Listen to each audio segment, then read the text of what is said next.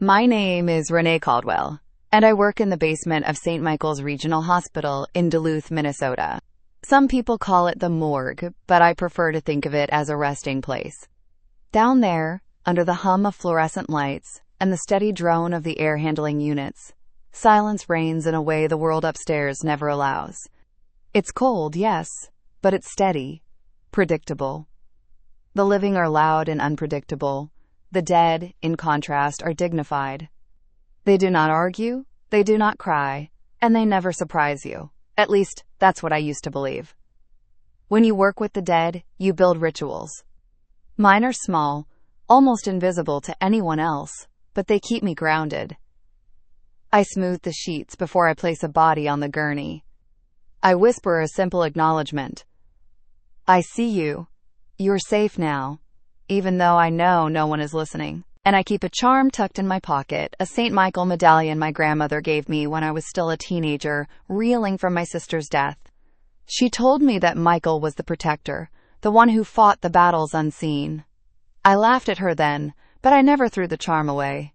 Sometimes, when the hallways feel too long and the silence too thick, I feel its weight against my palm, and I believe, if only for a moment, that I am not entirely alone. I didn't come north to find ghosts. I came here because Chicago was bleeding me dry. The morgue there was never empty. Every night, the drawers filled with bodies from shootings, accidents, overdoses. You stop seeing faces after a while and start seeing statistics. I told myself I was leaving because Duluth would be quieter. A slower pace. A chance to remember why I chose this work in the first place. To give dignity where it had been stolen. To provide peace where violence had left chaos. And for a while it was quieter. The bodies that came down from St. Michael's ER were fewer, older, and the tragedies less brutal than the ones I'd seen in Chicago.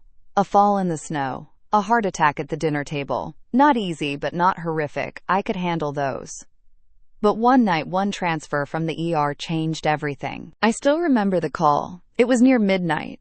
The kind of hour when the hospital above feels suspended between worlds. The ER phoned down to tell me a body was coming. A man, late 30s, cardiac arrest. Unresponsive. Standard, they said. But I heard something in the nurse's voice, a hesitation, like she wasn't sure whether to call him gone. I told myself it was just exhaustion, the strain of working triage after a long shift. Still, it settled in my chest like a stone.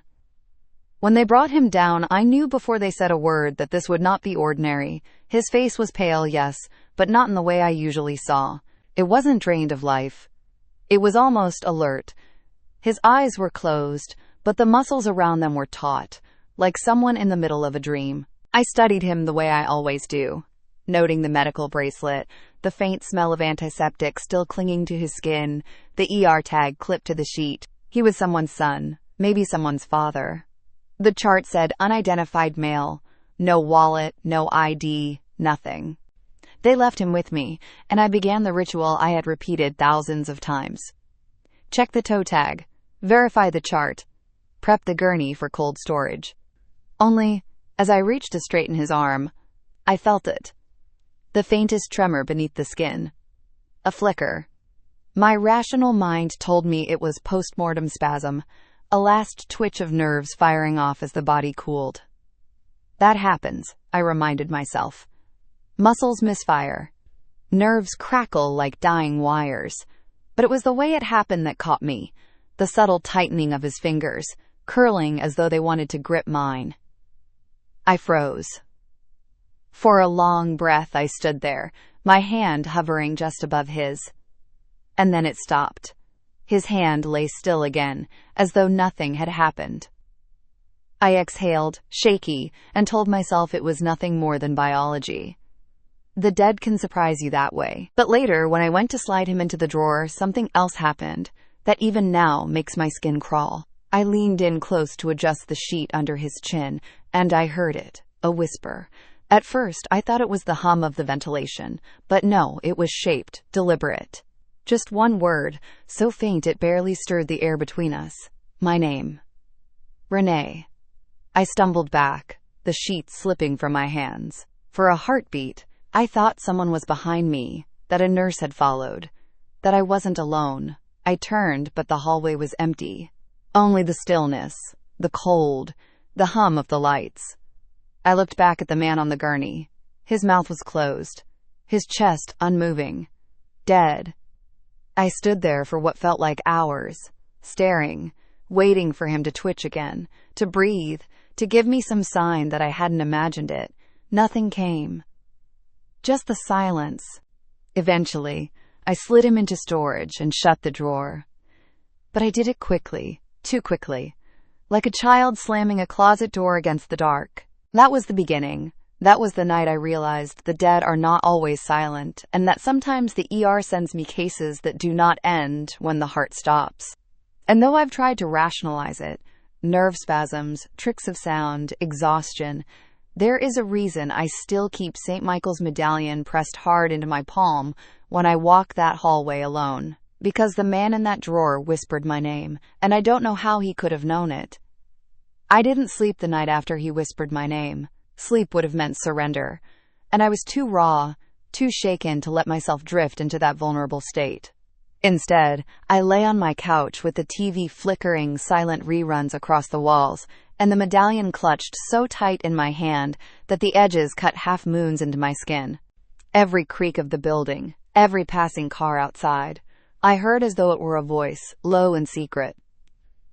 By morning, I convinced myself it was fatigue, the way exhaustion twists perception. And yet, I couldn't ignore how vivid it had been. Not a dreamlike fragment, not a trick of imagination. A voice. My name. It wasn't the first time death had spoken to me, though not like that. I was 15 when my older sister Angela was killed in a car crash just outside of Chicago. She was 17, radiant, impatient to escape the boundaries of our neighborhood. One night, she borrowed a friend's car, and that was it. I never got to say goodbye. They said it was quick, the impact crushing, lights out before she even knew. But I was the one who had to identify her in the hospital. My mother couldn't do it. My father was already gone by then, so it fell to me. I remember stepping into that cold room, seeing her face bloodless, her lips parted just slightly, as if she had been about to speak, and I thought, absurdly, that she was about to say my name. That was the moment death hooked into me. Most kids want to turn away from it, but I leaned in. I wanted to know what happens after, not in some religious sense, but in the way of ritual, care, dignity. Angela had been shuttled too quickly, too impersonally. She deserved more. They all did. That's why I studied mortuary science. That's why I chose this life, where the silence of the dead is the canvas I work upon. So when the man in the ER whispered my name, that memory of Angela came roaring back. Her lips parted, almost speaking, almost alive. And the thought lodged itself like a splinter.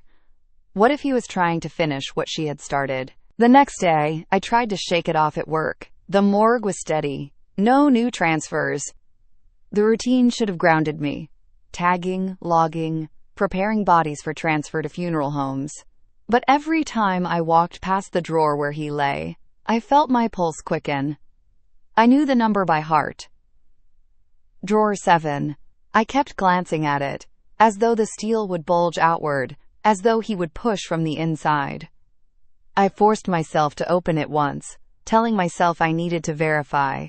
His body lay still, pale, frozen into silence. His lips closed, his hands folded. Nothing unusual. But I lingered too long, waiting. His chest remained flat, his eyes closed, and yet I couldn't stop staring. That night, I dreamed of Angela. She was sitting on my childhood bed, hair damp, eyes shining, whispering my name over and over. Not angry, not sad, just insistent. I woke with tears drying against my face, and the sensation of someone's breath warm against my ear. It shook me because I'm not a dreamer. My nights are usually heavy, blank slates. Years in this job will dull you enough that even your sleep goes gray. But these dreams, they cut sharp, like glass under the skin. They demanded my attention. The following week, I asked around about the man. The ER staff didn't know much. No ID. No one had come forward to claim him. They speculated maybe he was passing through town, maybe homeless, maybe just unlucky.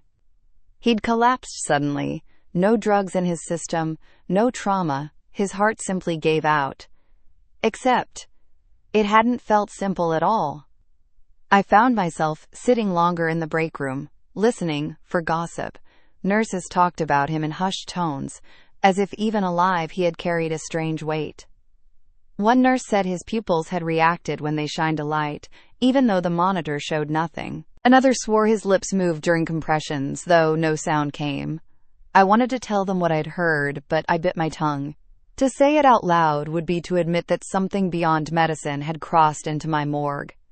And once you admit that, there's no putting the world back into order. Still, silence gnawed at me. I needed to anchor it, to give shape to my fear. So one evening, I sat at my kitchen table with Angela's old journal, a worn notebook I'd kept since she died. She used to scribble everything: dreams, song lyrics, little sketches.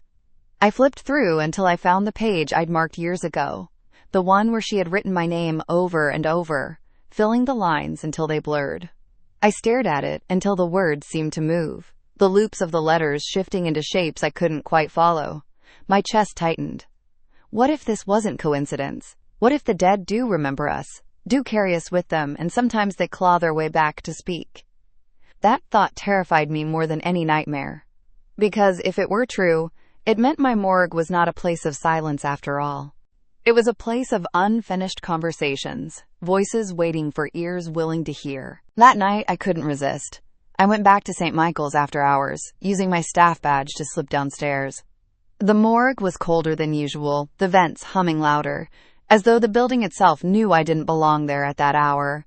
I unlocked drawer 7 and pulled him out again. His face was unchanged, slack in death. But I leaned close, holding my breath, listening. Nothing. Just the hum of the lights and the faint tick of the wall clock.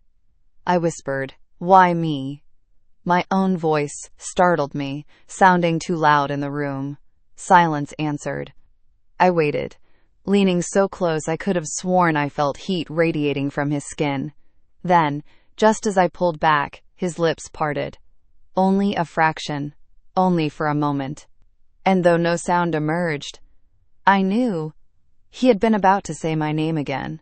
I shoved the drawer closed and stumbled back against the wall, heart pounding. The steel rang with the impact, the clang echoing like a bell toll. For the first time since I started this work, I felt true fear of the body before me. Not because of decay or disease, but because of possibility. The possibility that silence isn't silence at all. After that night in the morgue, I could not convince myself it had been nerves or imagination. His lips had moved. They had parted in a way that mimicked speech. And though no sound had passed between them, I knew exactly what word he had been shaping. My name. It clung to me, gnawing, a ghost lodged inside my chest. I tried to tell myself the best way to banish the thought was to dive into routine. Routine has always been my lifeline. I would set the gurney, check the tags, fill out the charts, and walk the sterile corridors with the same mechanical precision I'd built over 2 decades. But the morgue had changed for me. Where I once felt sanctuary, I now felt watched. Every drawer I passed hummed with potential. Every sheet might conceal lips ready to move. It began subtly, a flicker in the overhead lights, a drawer rattling when no one had touched it. At first, I dismissed it as the old bones of the hospital groaning, the way large buildings sometimes exhale. But then came the night when I heard the monitor beep. The morgue doesn't keep monitors. Once a body comes to me, the machines have already been stripped away upstairs. No beeping, no lines drawn across screens. But as I walked past drawer 7, I froze. A single, steady beep cut through the silence, sharp and deliberate. My ears rang with it. I turned, certain some equipment had been left behind, but the drawer was sealed. My breath came short. Then, as quickly as it started, it stopped. The hum of the air vents returned. Nothing more. I kept this to myself. How could I explain? A morgue technician complaining of phantom sounds, phantom voices. It would raise questions I wasn't ready to answer. Still, the weight showed on me.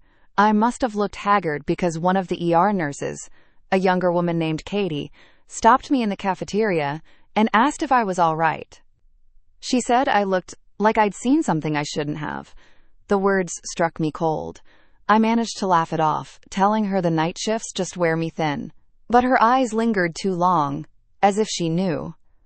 The strange thing was that others started whispering too. The ER staff began trading nervous glances when I entered the trauma bay to collect a transfer. I overheard one orderly mutter that drawer 7 should have been emptied by now, that he should have been claimed. But days turned into weeks, and no one came for him. No family, no friends, no records. He became an unclaimed body, lingering under my care longer than anyone should. The longer he stayed, the heavier the air grew around him. When I passed his drawer, my medallion seemed to heat against my chest, as though warning me. More than once, I thought I smelled something faint, not decay, but something else. Ozone, the sharp bite of air after a storm. And once, when I leaned down to adjust another gurney, I swear I saw movement in the corner of my vision. The slow rise and fall of a chest. My eyes snapped to drawer 7, and of course he lay still. But the imprint of it stayed with me, as though I had glimpsed another reality pressing against ours. I began dreading my shifts. That had never happened before. The morgue was supposed to be my refuge, away from the chaos of the ER. Now it was a cage, and he was the shadow crouched inside it. I tried bargaining with myself. Maybe if I stopped acknowledging him, he would fade. No more opening the drawer, no more whispered questions. I would treat him as I would any other unclaimed. Paperwork, storage, protocol. Nothing more. But denial doesn't erase a presence. If anything, it strengthened it. The dreams worsened. Angela's face again, her lips moving without sound, her hand outstretched as though beckoning me toward something. Then his face would replace hers, and his lips would form my name in that same awful, breathless whisper. I would wake with the taste of metal on my tongue, my palms clammy, my sheets tangled around me like restraints. By the 3rd week, even the other staff avoided the morgue's far corridor. I caught one of the orderlies crossing himself before wheeling a gurney my way. Another muttered about the drawer that watches. They didn't say it to me directly, but their unease mirrored my own. Something about that man had broken through the unspoken barrier we keep between the living and the dead. He was not silent. He was not gone. One evening, after finishing intake paperwork, I lingered in the hallway. I told myself I was just catching my breath, but in truth, I was listening. And then I heard it again. Not the monitor this time, but a soft rhythm. Tap, pause, tap, tap, as if fingers drummed against metal from the inside. My knees locked. The sound came from drawer 7. I stood frozen, unable to move closer, unable to step away. The tapping continued for several beats, then stopped. Silence reasserted itself, pressing against my ears until I thought my head would split. Finally, I forced myself forward, pressed my palms flat against the steel and whispered, "What do you want?" No answer came, only the chill of the metal under my skin. But when I pulled my hands back, my palms bore faint impressions, as though something from the other side had pressed back. I didn't tell anyone. How could I? But in that moment, I knew what had been true all along. The man in drawer 7 wasn't done. His story had not ended in the ER. It had followed him down here, into my care, and now it had tangled itself with me. I began carrying my medallion openly, not hidden in my pocket, but clasped in my fist. It was a childish defense, maybe, but it gave me the courage to keep walking those corridors. Each time I passed his drawer, I felt the weight of his silence, like a question hanging in the air. And though I dreaded it, I also found myself waiting for it, listening for the next sound, the next whisper. Because in the deepest, most hidden part of me, I wanted to know. I wanted to hear my name again, if only to confirm that I had not imagined it. There comes a point when dread becomes routine. At first, every flicker of light, every whisper of sound set my nerves alight. But over time, it shifted into something worse: expectation. I would step into the morgue at the start of my shift, inhale the familiar chill, and brace myself for what Drawer 7 might bring that night. It was no longer if, but when. By the fourth week, he had become an unspoken presence, the heartbeat beneath the floorboards of my days. His body still waited, unclaimed, paperwork mounting in neat stacks. No one had come forward, no name had been attached to his face. And in that void, his silence deepened into something like ownership. He wasn't just a body in my care. He was a haunting I couldn't shake. The confrontation came on a Tuesday night. I remember it because the snow outside had buried the city, and the hospital was hushed, the halls above subdued by the storm. Down below, the morgue was colder than usual, my breath visible in pale clouds as I logged the evening intakes. The medallion burned against my palm where I clutched it in my pocket. I kept glancing at Drawer 7, unable to stop myself. The steel gleamed under the fluorescent light, still and silent. Finally, something inside me snapped. I told myself that fear feeds on avoidance, that maybe if I confronted it head-on, I could reclaim the space. So I walked over, slid the latch, and pulled him out. His face was the same as always, slack, pale, almost serene. But the moment I leaned close, the temperature shifted. It was subtle, like the air around his body had thickened. My skin prickled. I whispered, "Why me? Why my name?" For a long moment, nothing. Then his lips moved. It wasn't subtle this time, no half-glimpse or imagined twitch. I watched the muscles contract, saw the mouth form the shape of a word, and though the air carried no sound, I knew exactly what he had spoken. Renee. I stumbled back, heart hammering, bile rising in my throat. My knees hit the counter behind me, and I gripped the edge to keep from collapsing. The drawer rattled, faint but unmistakable, as though something inside had shifted its weight. I couldn't breathe. My whole body screamed to run, but I couldn't leave him open. Training, ritual, duty, they all screamed louder. So I forced myself forward, hands trembling, and shoved the drawer closed. The clang reverberated through the room, sharp and final, but the silence that followed wasn't empty. It pulsed, alive, as though the room itself had inhaled and was holding its breath. I backed away, shaking, the medallion pressed so hard into my palm it cut skin. When I finally left that night, I walked home through the snow in a daze.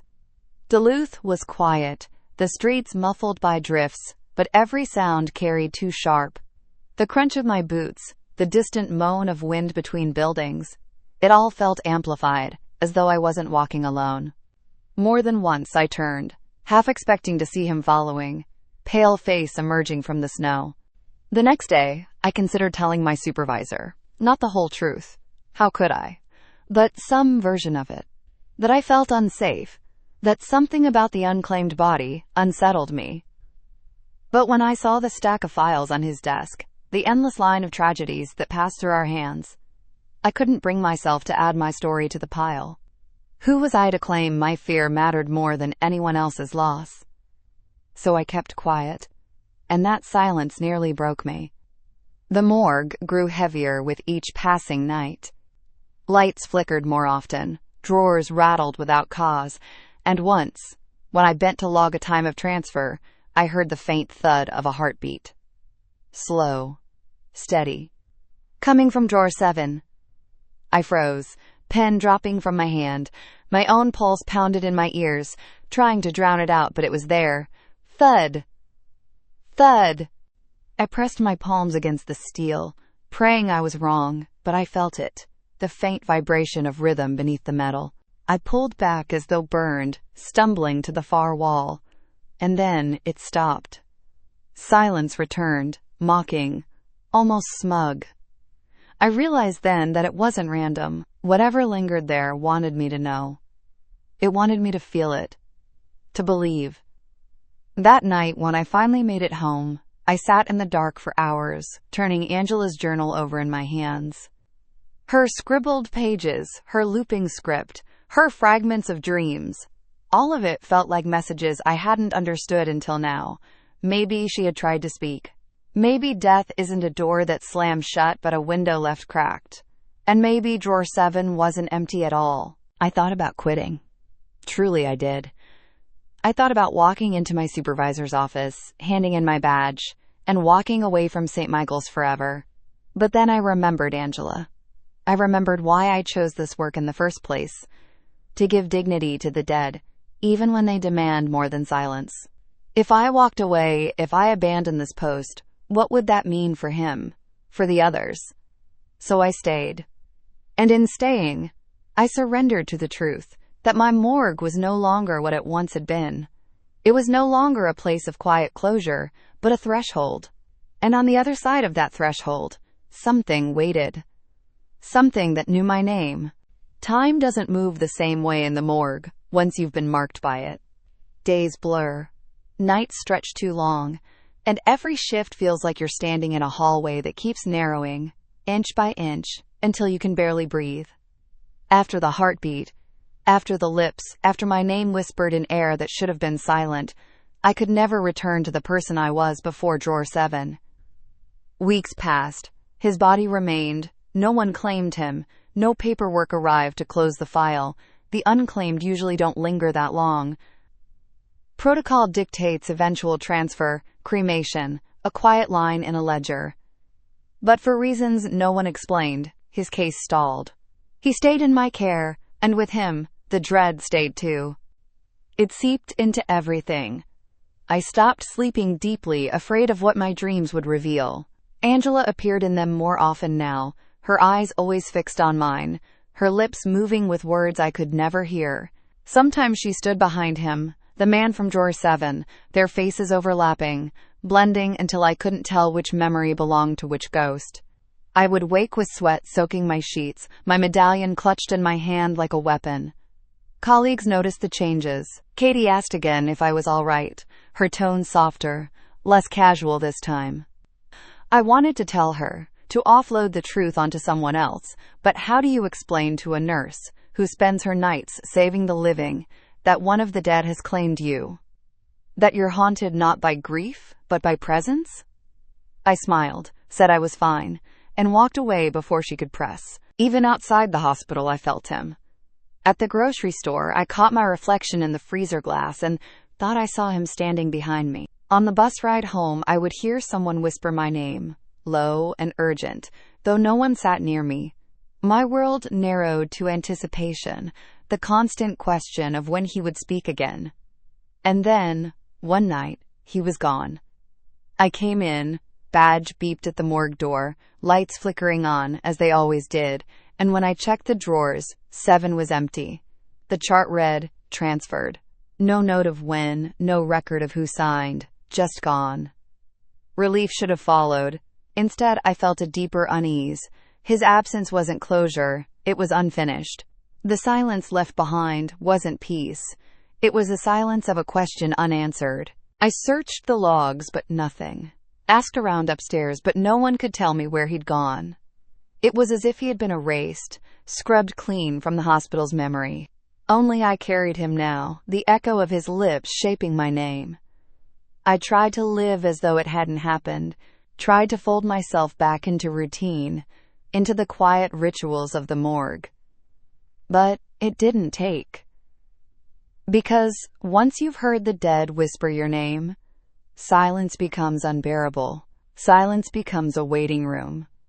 Sometimes I wonder if he followed me, if leaving the drawer was just the beginning. I hear noises in my apartment now, soft taps against the radiator, a voice just beneath hearing when I drift too close to sleep. Once, I woke to find the medallion burning hot against my skin, so hot it blistered the flesh beneath. I don't know if that was faith protecting me or a warning that protection no longer matters. I've asked myself 100 times what he wanted. Why me? Why my name? The easy answer is coincidence, some leftover spark of neurons, a misfire in my mind amplified by exhaustion. But I don't believe that anymore. Not after weeks of voices, dreams, and heartbeats that should have been impossible. The harder answer is that the veil between life and death is thinner than we let ourselves imagine. That sometimes the ER doesn't close a case when the heart stops, but passes it along to me to carry. That the dead are not silent, only waiting for someone willing or unlucky enough to listen. I've thought about leaving, about walking away from St. Michael's and never setting foot in a morgue again. But I know it wouldn't help.